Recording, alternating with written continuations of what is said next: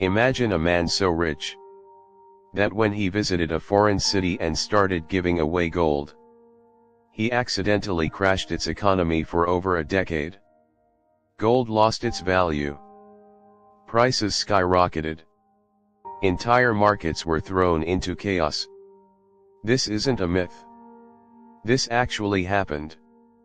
And the man behind it was an African king. His name was Mansa Musa. And he may be the wealthiest person to ever live. To understand Mansa Musa, you have to understand the empire he ruled. In the 14th century, while much of Europe struggled through war and instability, West Africa was home to one of the most powerful empires in the world, the Mali Empire. At its peak, it stretched across vast regions of West Africa, covering parts of modern-day Mali, Senegal, Niger, Guinea, and beyond. It controlled the most valuable trade routes across the Sahara: gold, salt, ivory. Everything passed through Mali. And most importantly, it controlled a massive portion of the world's gold supply. Some historians estimate that over half of the known gold at the time came from this empire. That wasn't just wealth. That was global economic power. Mansa Musa, also known as Musa Kita I, came to power around 1312. The title Mansa meant King of Kings. And he ruled exactly like one. According to historical accounts, the previous ruler had left on an ocean expedition and never returned. Musa was left in charge. And under his leadership, the empire didn't just survive. It expanded. He strengthened control over trade routes, consolidated power over gold production, and turned Mali into something the medieval world had never seen. His wealth became impossible to measure. Not just because of how much gold he had, but because he controlled where gold came from. In 1324, Mansa Musa made a decision that would make him globally known. He set out on the Hajj, the sacred pilgrimage to Mecca. But this wasn't a normal journey. It was a moving display of power and wealth. Historical accounts describe a procession of around 60,000 people. Soldiers, officials, servants. Even his personal attendants carried staffs made of gold. Dozens of camels traveled with him, each loaded with large quantities of gold. As the caravan moved across the Sahara, it passed through major cities and trading centers. And everywhere he went, Mansa Musa gave gold away. To the poor, to leaders, to entire communities. It was generosity on a scale the world had never seen. But that generosity came with consequences. When Mansa Musa arrived in Cairo, he stayed for months.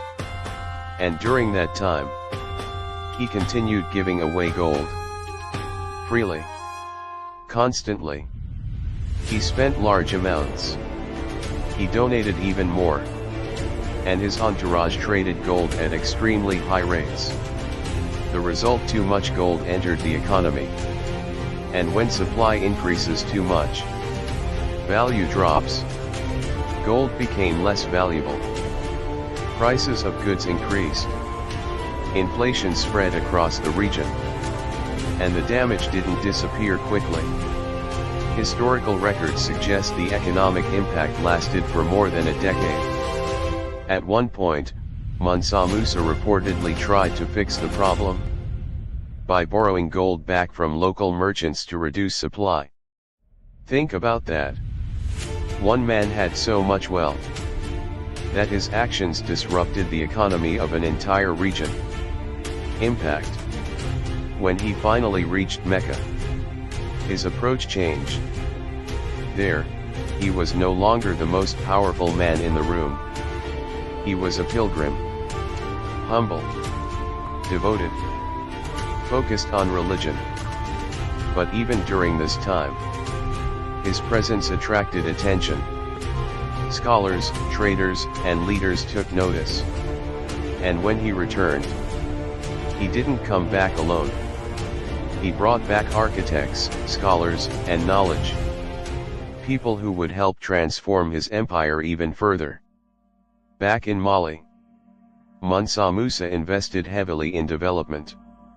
He built mosques across his empire, including major structures in cities like Timbuktu. He expanded centers of learning, funded schools and libraries, and turned Timbuktu into one of the most important intellectual centers in the world. At its height, it attracted scholars from across Africa and the Middle East. Thousands of students came to study. His empire wasn't just rich. It became a center of knowledge, culture, and innovation. Mansa Musa's journey didn't just impact Africa. It changed how the rest of the world saw it. European map makers began including West Africa on their maps, often showing a powerful king holding gold. For many outside the continent, this was their first real awareness of Africa's wealth and civilization. His story traveled far beyond his empire, and it reshaped global perception. Mansa Musa wasn't just the richest man in history. He was proof of something bigger. That wealth, power, and advanced civilization have always existed in places the world often overlooked. His story isn't just about gold. It's about impact. Because over 700 years later, the world is still talking about him. If one man could reshape economies with gold, imagine what other untold stories history is hiding. Subscribe for more powerful true stories. Because history isn't boring.